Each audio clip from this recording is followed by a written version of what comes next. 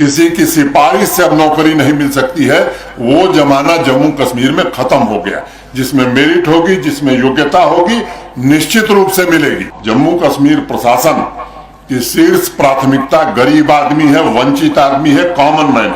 कोई विशेष आदमी हमारे लिए प्राथमिकता का विषय नहीं हो। जो लोग सक्षम है, जो लोग समर्थ हैं, जो दे सकते हैं, वो बिजली का बिल दें। गरीबों की बिजली का बिल हम माफ कर देंगे, जो नहीं दे सकते माफ कर देंगे। लेकिन हर साल 4000 करोड़ का घाटा हो तो कैसे बिजली दें कि सामान्य आदमी को, गरीब आदमी को कोई दिक्कत न हो। इसके लिए जितने सुधार करने पड़ेंगे उतने सुधार किए जाएंगे। 3 साल में 30,000 सरकारी नौकरियां दी गई। और पिछला जो वर्ष रहा है, मैं बड़े जोर दे करके कह रहा हूं प्रेस के लोगों को कह रहा हूं कि आप लिख लीजिए, 47 से लेकर के और आज तक पिछले वर्ष जितनी सरकारी नौकरी जम्मू कश्मीर में दी गई, उतनी जब नौकरी कभी नहीं दी गई थी। हाँ, एक बात जरूर है कि नौकरी उसी को मिली जो योग्य था। किसी की सिफारिश से अब नौकरी नहीं मिल सकती है। वो जमाना जम्मू कश्मीर में खत्म हो गया, जिसमें मेरिट होगी, जिसमें योग्यता होगी, निश्चित रूप से मिलेगी। जिसमें नहीं होगी, वो दिल्ली से भी सिफारिश कराएगा तो उसे नौकरी मिलने वाली नहीं है। अब इसके कारण लोगों को दर्द हो रहा, और वो दर्द मैं समझता हूं स्वाभाविक है। उसके बारे में मेहता जी ने बताया थोड़ा, मैं उसके विस्तार में नहीं जाना चाहता। आखिर क्या गरीब आदमी को हक नहीं है कि उसका बच्चा अगर पढ़ लिख करके सबसे योग्य है तो उसे सरकारी नौकरी मिले? या कुछ खास लोगों को ही कुदरत ने अधिकार दिया है कि उन्हीं के बच्चे चाहे पढ़ें चाहे न पढ़ें, चाहे योग्यता हो या न हो, सभी पदों पर वही रहेंगे? मैं समझता हूं ये व्यवस्था ठीक नहीं है। और हम वर्तमान जो व्यवस्था वो कॉमन मैन के लिए, और जम्मू कश्मीर प्रशासन की शीर्ष प्राथमिकता गरीब आदमी है, वंचित आदमी है, कॉमन मैन।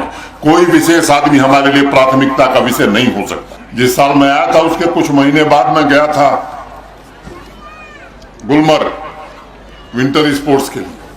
तो वहां मैंने एक बात कही कि भाई, उस बार लोगों ने हमसे कहा कि साहब इस बार बिजली ठीक है, पिछले साल बड़ी दिक्कत थी। तो मैंने ऐसे ही भाषण देते हुए कहा कि वादी के लोगों ने पहली बार बर्फ और बिजली एक साथ देखी, और उसको हमने हकीकत में बदला है। और जो बात मेहता जी कर रहे थे, मैं आपको भरोसा देना चाहता हूँ, हमारी ट्रांसमिशन और डिस्ट्रीब्यूशन कैपेसिटी में भारी वृद्धि हुई है। हम इस स्थिति में आज हैं कि 24 घंटे बिजली हम दे सकते हैं। और आज इस सभा में फिर मैं दोहराना चाहता हूँ, जो लोग सक्षम है, जो लोग समर्थ हैं, जो दे सकते हैं, वो बिजली का बिल दें। गरीबों की बिजली का बिल हम माफ कर देंगे, जो नहीं दे सकते माफ कर देंगे। लेकिन हर साल 4000 करोड़ का घाटा हो तो कैसे बिजली दें?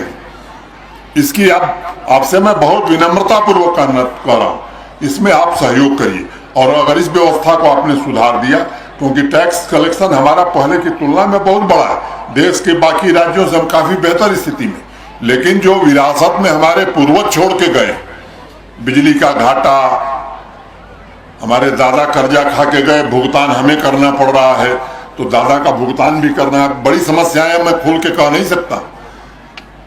तो मैं आपसे केवल निवेदन करना चाहता हूं, देखिए हमारे यहां कुछ छिपाने के लिए कुछ नहीं, न कोई राजनीति से लेना देना है। हाँ, एक काम जरूर देखना है कि सामान्य आदमी को, गरीब आदमी को कोई दिक्कत न हो। इसके लिए जितने सुधार करने पड़ेंगे उतने सुधार किए जाएंगे।